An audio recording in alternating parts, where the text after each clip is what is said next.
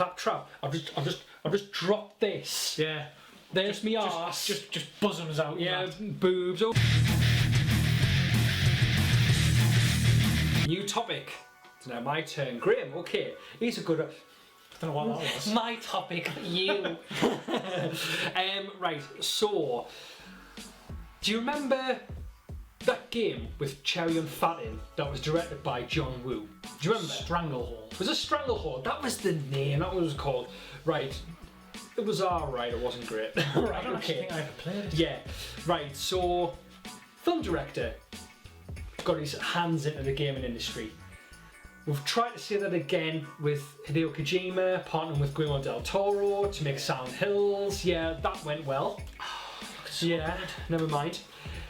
Right, so if you had the opportunity to splice together a film director with a video game studio to make a game, who would you pick? You don't necessarily have to say what the type of game it'll be.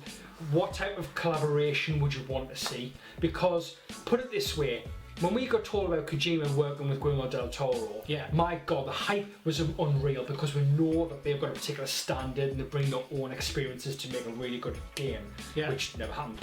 But yeah, just think about directors and their approach to films at the minute, the type of films they make, combine that with a video game studio, a video game developer, and maybe the type of games that they make as well. Which ones would you like to see collaborate? Right. Initially, when you were going through it, I was thinking, "Good God, I'm not going to be able to think of anything here." And then I've come up with what I think it's as hard as what you think when you think about the pedigree. Right. Director, Christopher Nolan. Yeah. Okay. Right. Fine. Studio, Naughty Dog. Oh yes. Now my thing was I had Naughty Dog with J.J. Abrams. Do you know what it is? Because J.J. Abrams has got a more of a light-hearted. Don't get us wrong, I love J.J. Abrams' work, he's fantastic, but he's got that little twinge of light-heartedness as well, which I think would have worked with Naughty Dog, especially with Uncharted.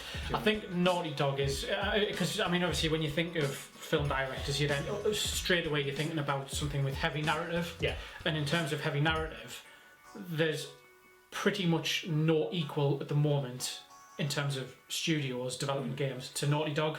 Yeah. If you think through things like the Uncharted games and The Last of Us, they've got this cred with making incredibly rich, detailed stories. Yeah.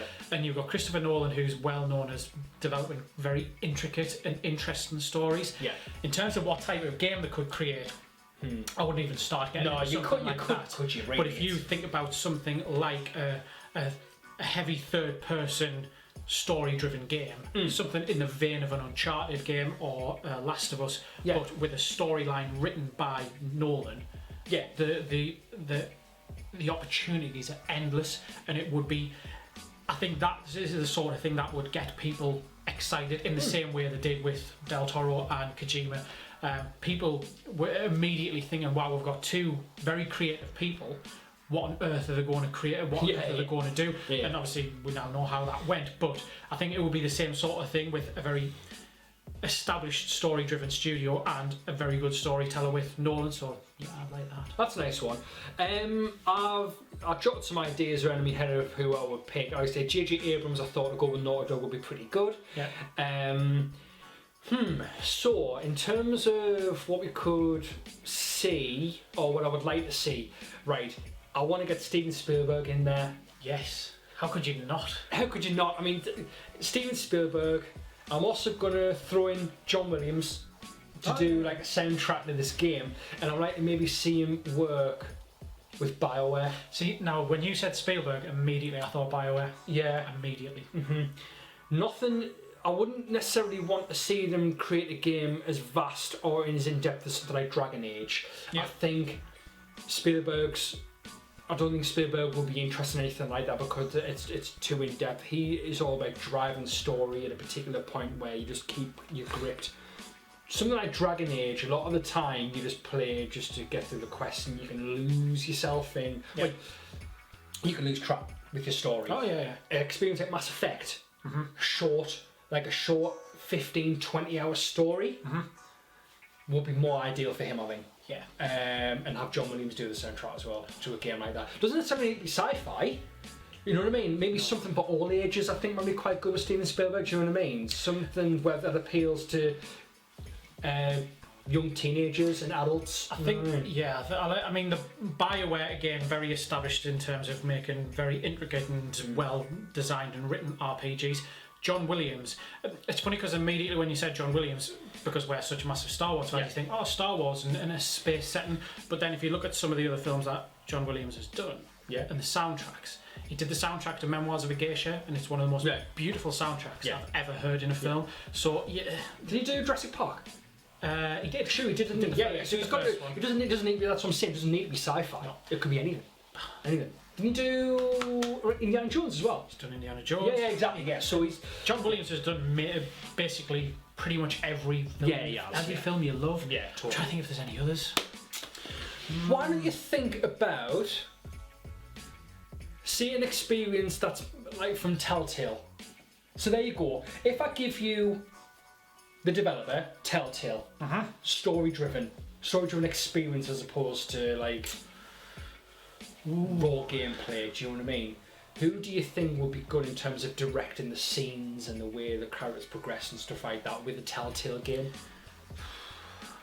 For some reason, I'm having mind blanks on directors at the minute, and there's so many great directors. It depends on the experience you want, isn't it? I mean, it does. If you want something incredibly dark and very, very disturbing, you know how much, but you're going to laugh at this, but I would pick Lars von Trier, because of his content is so dark and it's so disturbing, and it leads you down a path where you feel incredibly uncomfortable, and I think that would be a nice little shake-up. But something like from Telltale in Quantic Dream, with him would be really, really good because it's a good story-driven experience that can leave you sort of shaking at the end. I think maybe he'd be pretty good. I'm going to have to put it out there just because I can't. George Lucas. Now, here's the caveat on George Lucas. Right, okay. George Lucas is not a bad director. He used to be a very good writer and director, but then his writing tapered off. And the thing is, with the direction of the 3 Star Wars prequels, you can only direct with the material that you've got, and the material was a bit crap. And he wrote it. But he's a good director, and he's got history as a good director. So if it was something like a Telltale game, if somebody else wrote it and he directed it, I would be quite interested to see what he could do with something like that. But I mean, maybe something like James Cameron. He's a very established director. So maybe having him kind of. But I can imagine if it was James Cameron, he'd be tied into maybe one of the kind of studios tied to something like EA, so it'll be something like DICE or something like that. Maybe. Maybe. I'll want. Yeah. Okay, I'm going to throw a director at you this time, right? Michael Bay. Oh, think of Michael Bay's films, right? I know, which are crashy, bangy, girls with nothing on, action things, right?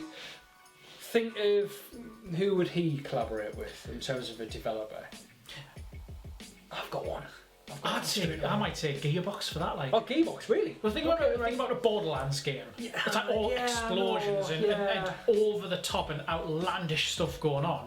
And that's what he does. He does bad. He's not good. He's not good at all. But he does action well. He does do action well. And if it was, again, I would not suggest for a second putting him in control of anything story-based like this, but if they just said, right, Michael, we've got these set pieces in this Borderlands game, I want you to create something outlandish and visually exciting, I could probably see him being able to do something like that. Yeah, maybe. Oh, Claptrap. I've just dropped this. Yeah.